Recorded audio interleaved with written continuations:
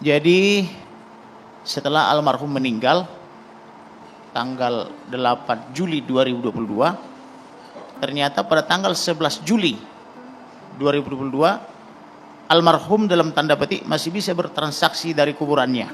Nah, itulah Indonesia. Ada pergerakan uang dari rekening pribadinya ke rekening tersangka RR. Aliran ini artinya bukan hanya masuk tapi keluar masuk. Ya kurang lebih begitulah, ada pindah uang 200 juta. Jadi karena 200 juta. Karena dari rekening daripada almarhum. Itu makanya selalu saya bilang kepada Presiden Indonesia supaya dibentuk tim independen atau penyidik koneksitas dan melibatkan PPATK supaya ketahuan nih aliran-aliran uang ini yang diduga dari mafia ini. 200 juta itu kemana Bang larinya Bang? Ke rekening tersangka.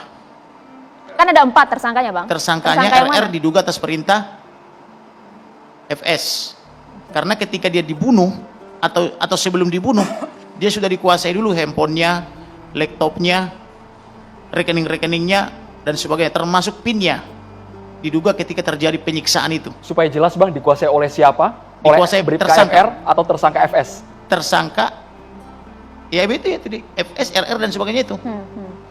Nah sehingga 4 hari pasca kematiannya itu mengalir uang itu. Maka saya menjumpai kabar reskrim hari ini dan Dirtipidum dan yang lainnya itu. Bagaimana ini kok ada transaksi aliran uang dari orang mati kepada orang hidup, kan begitu? Jawabannya apa dan Bang? ternyata mereka tahu juga. Artinya apa yang saya dapatkan dari intelijen saya A1 kan begitu. Makanya semua perkataan saya terbukti kan gitu. Ada berapa rekening yang masih aktif? Rekeningnya itu ada 4. Ada di Bank BNI, di Bank BRI, kemudian di Bank Mandiri, dan di Bank BCA. Atas nama siapa Bang? Atas nama almarhum tentunya. Keempat-empatnya ya? Iya. Oke. Itu sebabnya selalu saya katakan, tolong dong Presiden Republik Indonesia bentuk tim independen, selamatkan ini Polri. Kan begitu, libatkan PPATK. Gitu loh. Oke, dan dari 200 awal juta, Bang. permintaannya hanya itu. Oke, dan supaya 200 juta apa itu, itu Bang? polisi ini bisa menjadi lembaga yang humanis, yang dekat dengan rakyat, yang bisa menjadi pelindung, pengayom dan pelayan masyarakat sesuai amanat Undang-Undang Nomor 2 Tahun 2002 tentang kepolisian. Itu saja yang kita Kembali minta. lagi Bang, 200 juta itu hanya dari satu rekening atau Baru total satu dari rekening. rekening Bang? Artinya saya berikan kesempatan kepada apa namanya itu, kepada Kabar Reskrim dan timnya supaya ini selain pembunuhan terencana juga ada sini pencurian dengan kekerasan. 362 junto 365. Kemudian ada juga pencucian uang dengan ancaman 20 tahun. TPPU kan begitu. Jadi sudah ada ancaman 340, junto 338, junto 351 ayat 3, junto pasal 55, 56 sesuai surat kuasa yang saya buat. Saya hanya butuh waktu 10 menit loh untuk menganalisa itu semua. Kemudian apa namanya itu, saya temukan lagi setelah meninggal ada aliran uang dari rekening orang mati kepada rekening orang hidup. Ada juga yang menyatakan jangan-jangan itu harta, uangnya milik Verdi Sambo yang dititipkan ke Brigadir J. Di Memang berdasarkan laporan ke saya dari intelijen saya ya, itu disebutkan dana taktis. Tetapi benar apa tidak kan biarlah penyidik yang mengungkap ini. Tetapi kalau saya tidak berkunjung hari ini ke apa namanya itu, ke Barreskrim mengatakan itu, mungkin itu selamanya gelap. Dana taktis ternyata. untuk apa ini Bang? Dana taktis untuk apa? Ya informasi dana taktis. Makanya saya bilang, Pak Presiden tolong dong supaya jelas ini aliran-aliran uang ini dari mana dan kemana. Dana taktis karena ini diduga apakah ada mengalir hubungan sampai jauh kan begitu. Bang, apakah dana taktisnya ada hubungannya juga dengan Satgasus yang memang non Kan struktural? sudah saya katakan dulu, ini kan motifnya kan di situ. Karena apa namanya ada wanita cantik bertengkar suami istri, kemudian si istri mengancam, akan saya laporkan kamu, kan ibaratnya kan polisi Toba yang ngancam nih kan kepada pimpinan terkait dengan si cantik ini dan terkait dengan apa ini transaksi-transaksi yang diduga dalam tanda petik ini gelap ini kan begitu, atau transaksi haram ini kan, uang haram kan gitu kan. Nah karena ada kepanikan direncanakanlah pembunuhan karena diduga almarhum ini memberitahu si ibu, kan begitu sebetulnya konsepnya kan dari tanggal 21 Juni. Nah ternyata saya terus melakukan penyelidikan, ada uang mengalir dari orang mati kepada orang hidup. Ini nah, tuduhan cukup serius juga ya Bang Kamarudin ya. Mungkin hanya di Indonesia yang terjadi begitu, di seluruh dunia kan gitu. Prof Kiki, ini nah, tudingannya yang cukup kita serius. sayangkan, kemana wakil rakyat? Kok diam-diam saja kan begitu? Nah itu yang kita pertanyakan. Wakil rakyat ada di hadapan Bang Anda, Nasir. Bang Kamarudin. Wakil rakyat begitu. Sudah banyak PR-nya nampaknya Bang Nasir. Gitu loh. Kemarin sedang reses dan sekarang akan langsung usut tuntas ya Bang Nasir Jamil. Ya, jadi saya katakan tadi ada public complaint. Ya. Jadi kalau misalnya Polri hari ini juga menangani dan menindaklanjuti public complaint itu, ya Komisi 3 juga bertanggung jawab ya untuk mengelola dan memfasilitasi ya public complaint tersebut ya. Nah, karena itu apa namanya tadi dugaan-dugaan ya terkait ada apa namanya transfer dana dan lain sebagainya. Dalam pandangan kami ya itu kan ranah aparat penegak hukum ya untuk menyelidikinya. DPR itu lebih kepada kebijakan ya.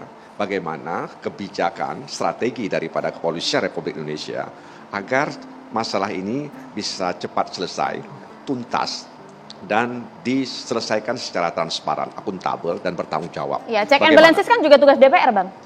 Iya, makanya ya itu yang saya katakan tadi bahwa kita ini jangan terjebak. Kalau kami Komisi 3 tidak terjebak dengan kasus per kasus, bisa bermalam-malam di situ. Kita ingin kebijakannya. Nah, dari kebijakan strateginya bisa kita lihat bahwa dalam menghadapi kasus ini misalnya ada hal-hal yang dilakukan terkait dengan turunan kebijakan dan strategi. Harusnya kuasa hukum tidak komplain dong kalau DPR memang sudah bekerja sesuai dengan tupoksinya.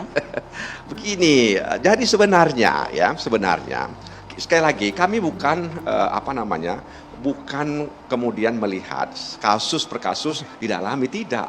Kita kebijakan gitu. Tapi kan salah satu kasus besar yang juga tadi Anda sebutkan membuat publik tidak nyaman. Gimana sih cara memahaminya gimana? Kami ya ingin melihat, membaca, mengetahui bagaimana strategi dan kebijakan menghadapi kasus ini. Apa saja langkah-langkah yang dilakukan. Dan ya itu nanti pada saat rapat kerja. Jangan nanti kemudian kami terjebak atau dituduh mempolitisasi ya kasus ini. Jadi kami ingin ini dalam ranah hukumnya selesaikan.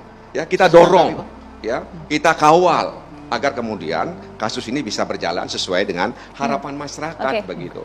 Ada dari public trust itu kemudian bisa muncul begitu. Bang, saya bersurat ke 60 lembaga negara. Salah satunya Komisi 3 DPR. Tidak ada satupun surat kita yang dibalas terkait pelanggaran HAM dan hukum. Bersurat soal? Soal apakah negara ini masih negara hukum atau tidak, atau sudah berubah jadi negara kekuasaan politik. Tidak ada yang balas kecuali ombudsman. Kemudian saya tanyakan juga mengenai kasus ini juga, termasuk permohonan kita untuk permohonan saya dari sejak awal kan ekshumasi atau menggali kuburnya, melakukan visum et repertum, dan termasuk melakukan otopsi ulang. Tak ada dibalas DPR. Termasuk juga ada seorang dirut BUMN yang mengelola uang 300 triliun uang rakyat itu ya, khususnya uang PNS. Si dirut ini mengawini semua wanita yang dia inginkan.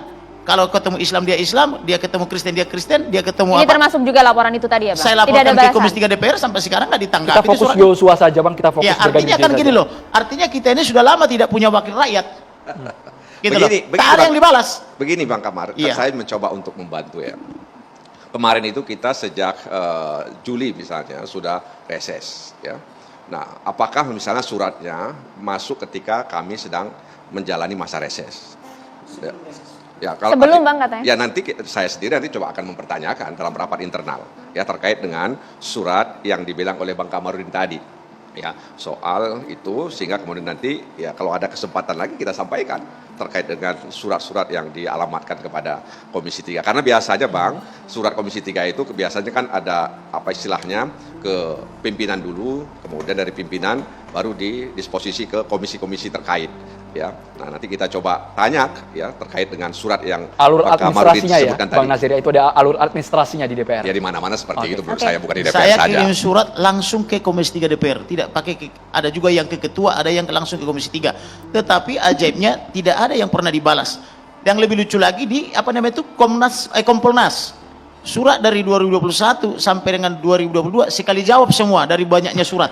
Itu pun setelah saya boomingkan di televisi, apa kerjaan kau selama ini? Saya surati, ini nilainya triliun-triliunan, kamu diam-diam aja. Maka langsung diutus itu pejabatnya langsung ke kantor, sekali jawab surat dari 2021 sampai 2022 untuk banyak kasus gitu. Jadi nggak pernah dibalas bukan dalam konteks kasus ini saja? Dalam semua hal gitu. Jadi bingung kita ini. Termasuk juga DPR? Termasuk DPR. DPR juga Bang Nasir. Waduh. Ya, saya kan bukan, artinya begini, kalau memang ada itu kan berarti kalau misalnya suratnya sampai kemudian ada disposisi pimpinan tidak dibalas, karena itu kan lembaga politik ya. Pimpinannya itu kan kolektif kolegial. nggak bisa misalnya Ketua Komisi 3 membalas surat itu. Dia kan harus musyawarahkan dengan pimpinan lainnya, bahkan dengan kapoksi istilahnya, ya, dengan ketua-ketua kelompok fraksi yang ada di Komisi 3. Dicatat dulu berarti untuk saat ini ya? Bagaimana? Dicatat dulu untuk saat ini. Ya kalau misalnya Bang Kamarudin malam ini ada bawa surat itu kasih sama saya, ya, biar saya sampaikan nanti dalam rapat internal hari Kamis. Langsung ditindaklanjuti Bang ya? Ya bukan tidak lanjut, saya sampaikan begitu kira-kira. Oke. Baik Bang Kamarudin, jadi harapannya untuk wakil rakyat seperti apa dalam kasus Brigadir Yosua ini? Harapan saya supaya anggota DPR itu khususnya karena mereka membidangi HAM dan hukum, supaya lebih peduli kepada rakyat, karena harapan rakyat itu kan sudah diwakilkan kepada DPR. Jadi kalau rakyat bersurat atau memohon perlindungan ya tolong diberikan, kan begitu. Kepada siapa lagi rakyat ini mengadu? Kalau semua rakyat mengadu ke saya, emang Kamarudin siapa, kan begitu. Paling saya sebelum tidur meneteskan air mata dan mengadu kepada Tuhan Elohim, kan hanya begitu aja yang bisa saya lakukan. Yang bisa saya bantu, saya bantu. Bahkan ada banyak surat juga yang terkait dengan kemaslahatan rakyat.